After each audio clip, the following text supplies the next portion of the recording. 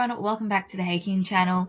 So today we are doing an exercise that focuses on two equations. The first one is ax squared plus bx equals 0, and the second one is x squared equals d. So we're just going to work through these two types of equations and how to use them. So today's learning intention is to know the steps required to solve a quadratic equation, which is exactly what I showed you in slide 1.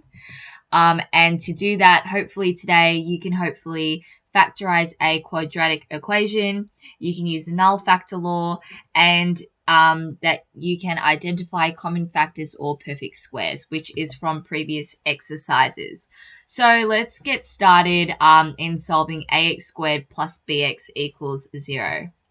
So over here we have an example. So we can see x squared plus 6x equals 0. The first step is to take out the common factors. So what do they actually have in common? And I can see that, these two components both have x. So what I would do is I would take out the x. Okay, and if I take out the x from the x squared, that means I only have one x left, because that means I have 2. But when I take 1 out, that means I will have 1 remaining, okay? Then when I take an x out from 6x, I'm left with 6, okay? And I just write it out like that. So you write both expression with equals 0, so that's just what I've done above. So in step 1, I guess you could just take out the common factor. So the common factor would have been x, that's the common factor. And when you do take it out, okay, that's what you would get. Now you solve for x for one of the expressions so that both have x equals a number. So what does that mean? So over here, okay, let's just take a pause. Okay, so here they've got 2x squared minus 8x equals 0. They've taken out a 2x from this equation there, and that has equaled x minus 4, because when you take 2x out from here, you get 1x left, and when you take 2x from here, it becomes a 4 because you take out an x. And 8 divided by 2 will give you 4. Now, what you need to do is you will see that there are two components to it. So the first component is 2x and the 0, which you will write as 2x equals 0. So if I was to do that for here, okay, my green component would be that, x equals 0. And then you've got another component, which is the one in brackets over there, equals 0, okay? And over here, you would say the bracket 1 and the 0, and you would write x plus 6 equals 0. Now, that's not the final answer, because actually what you need to do is you need to only have two solutions where x is by itself on the left and that it equals a number. But over here in blue, we can see that x isn't the only component on the left side of the equal sign, so we'll need to move that across. Now, when we do carry a number across, okay, the sign does change to the opposite. So that's actually 0 minus 6, and 0 minus 6 would equal negative 6. So our two answers for x squared plus 6x equals 0 would be x equals 0 or x equals negative 6. And that's what you would write in your final answer. You would use or, not an and that's just something that you need to get used to. Now, by all means, you're more than welcome to pause the video and go back to replay, but we're going to do a few examples, all right? So the next example we've got over here is 3x squared equals 15x.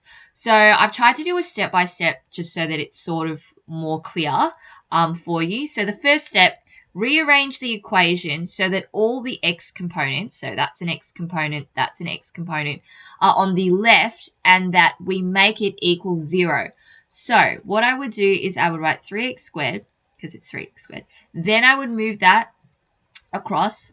Now, you can't move it in front of the 3x squared because, like I've previously said in my other videos, when you do carry it across, it always has to go after the number or whatever component that is there already, always has to go after. Now, we know that this 15 has an imaginary plus sign because we know it's a positive 15. So when we carry it across, it becomes a negative. And when we do that, we want it to equal 0. You just add the 0 there. So the first thing is to take out the common factors from this component right there to do question 2. So I can see that they both have x, so let's put the x. And I can see that they're both divisible by 3. Okay, 3 divided by 3 is 1, and 15 divided by 3 is 5. So actually the common factors in pronumerals, so the letters, is 3x. Now I need to rewrite the expression so that the common factors and pronumerals are on the outside of the bracket. So what do I mean by that? So what I would do is I would write 3x, because that's the common factor. Take it out, and then when I take 3x out of 3x squared, what do I have left? I have 1x left, okay? And then when I take out 3x from here, okay, it would be a minus 5. Because when I take x out from there, it cancels out. And 15 divided by 3 is 5. All right, and that will equal 0. So now what we need to do is we need to do exactly what we did for worked example 1. Okay, so I'll try to jog your memory again. So we've got this green component here that we want to make equal 0. So we go 3x equals 0. Now we only want x on the left. We don't want it to have a number. So to get rid of the 3, we divide that by 3. So we divide this by 3. So it's actually x equals 0. Okay. Now, in blue, okay, you look at the bracket component. You want it to equal 0. So x minus 5 equals 0. And now we only want x on the left. So we would move minus 5 across. So it would be x equals 0 plus 5 because it's going over the equal sign. So x must equal to 5. And that's not the final answer. Okay, we can't just leave it like that. So then we will write, therefore, x equals 0 or x equals 5. Okay, cool. So now we're going to move on to the next example. So now we're going to touch on x squared equals d, which is a different type from the first one. So the first one we were dealing with ax squared plus bx equals 0, and now we're dealing with x squared equals d.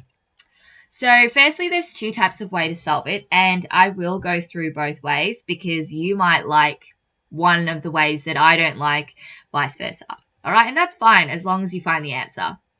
So let's say we have 5x squared equals 20. Oh, actually, no. Yeah, let's actually use this example.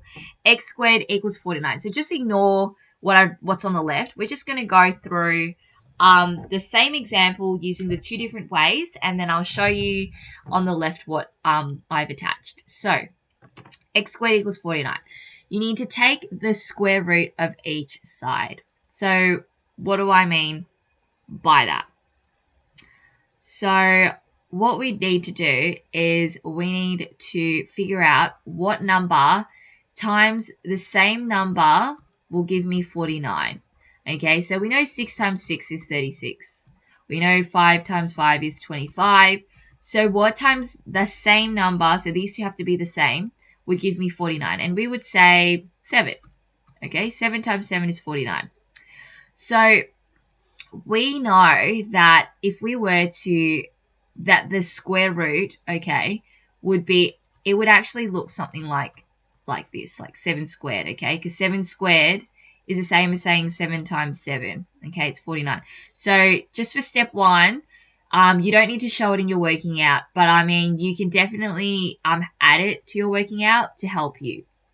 Now, when it says to write out 2 of your x solutions, okay, now that we've got our number, which is 7, you need to write one with a positive and one with a negative sign, okay? So the answer to x squared equals 49 is x equals 7 or x equals negative 7. So whatever number you've got, you just got to write it with an equals, and one has to have a plus and one has to have a minus. So for example, if I had x squared equals 36, and we know that that number would be 6, okay? You would just write x equals 6 or x equals negative 6. So you just got to do one with positive and one with a negative. And that's just that. The second way, okay, so the second way that you could do it is you could use your factorizing knowledge from previous exercises. You could move all the components to the left side of the equal sign. So that means 49 would move to the left side. So you could do x squared minus 49, because when you carry it across, it's a minus. equals 0. You could rewrite the equation like that. Then you would use perfect squares to factorize that. So we know, okay, minus plus is a minus. 7 times 7 is 49. All right.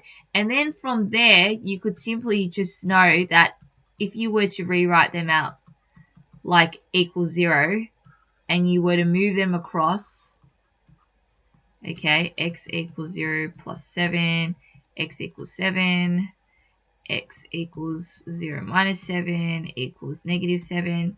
Okay, remembering that's not the final answer, you'd still have to write therefore x equals 7 or x equals negative 7. Okay, it is a longer process, but some people find it easier because they understand it and they can do the second way much quicker than the first way. It just depends.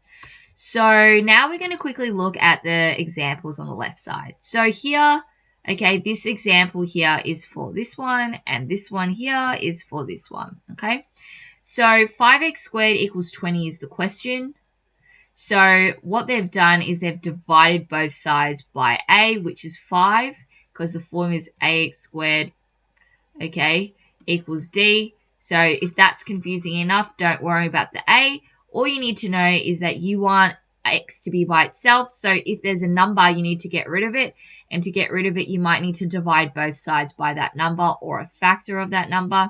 So I know that if I divide this by 5 and I divide this by 5, okay, 20 divided by 5 will give me 4, and 5 divided by 5 will give me 1, but we don't write the 1, okay, because that's imaginary. We know there's a 1 here, we know there's a 1 there, but we don't write it, okay?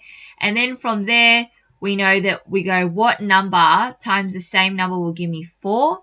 We know 2 times 2 will, so 2 is the number, and then with that number, we write x equals with the positive of that number and x with the negative of that number, like we did with 7. This one here, the question is x squared minus 4 equals 0. So this is using the second method. You use perfect squares. So we go, what number times the same number will give me 4, and we know it's 2. Okay, positive plus minus is minus.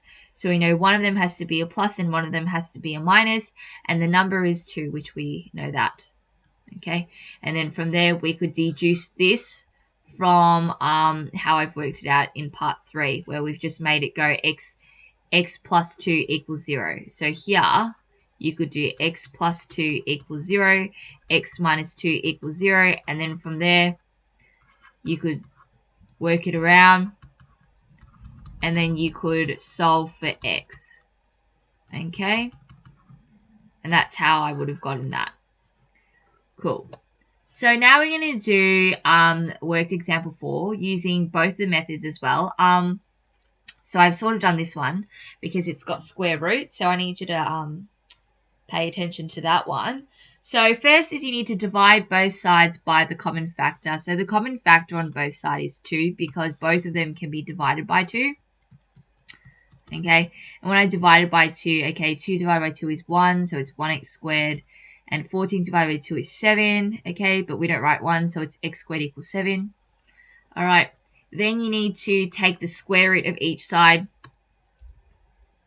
Okay, so it could be the square root. So you got to square root it to get rid of that, okay?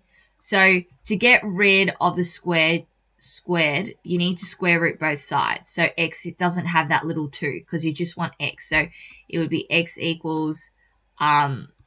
so to get x squared equals 7, if you square root both of them, okay, then see how it doesn't have a 2? If I square root that on the calculator, okay, it'll be by itself. So then what I would do is the solution would be x equals positive root 7 and x equals negative root 7. So the second example here, all right, I've taken out the factor, the common factor here. I might just pick a different color, which is 2. Taking out the common factor 2. Okay, 2 divided by 2 is 1. 14 divided by 2 is 7. Put the remainder in the bracket. So when I take out 2, what happens to the 2x squared? It becomes x squared. When I take out 2 from 14, it becomes -7, and that's because I've rearranged the equation like that. Now what I do is I factorize it out. So 2x plus root 7, it's meant to be continued like a root. X minus root 7 equals 0. And so with that, okay, we don't really write 2 equals 0. Okay, that's not a thing. You would actually just use the components that are connected to x. So that's this one and that one. Okay, and that's what I've written down there. So I've written x plus root 7 equals 0, x minus root 7 equals 0. Okay, and then what you would have done is you would have carried the positive root 7 and the negative root 7 across, and that would have given you your answer there. Okay, so if you have any questions, feel free to ask your teacher. But I just want to remind you that by the end of today's lesson, you need to make sure that you can factorize quadratic equations. You can use the null factor law from the previous lesson, and you can identify common factors or perfect squares. Thanks, guys.